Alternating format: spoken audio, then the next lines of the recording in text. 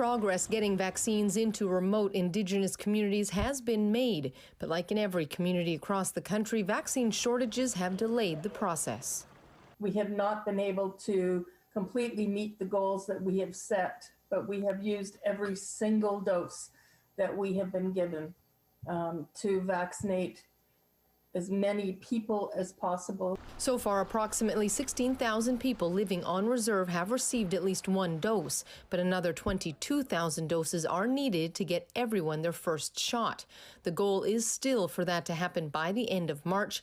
In the meantime, they worry about variants which haven't been found yet and developing culturally sensitive protocols as clinics move into larger communities. Before the vaccine is given, and some of the planning that I've heard talks about, so many minutes per vaccine, and that there will be 40 vaccinators in a large space working at once, where large numbers of people and noise and confusion may be occurring. And for some individuals, and I'm thinking specifically about our elders, that may be overwhelming. This isn't a transactional experience. It's not about the flow through exclusively.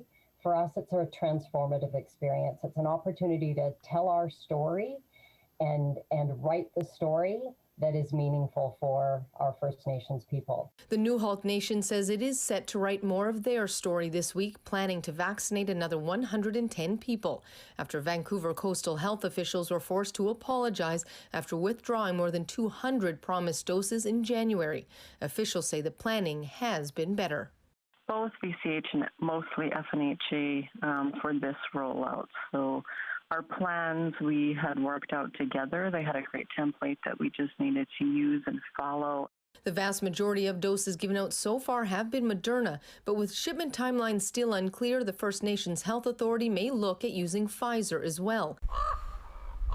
Of 203 communities, so far less than half have had some vaccines. Susanna De Silva, CBC News, Vancouver.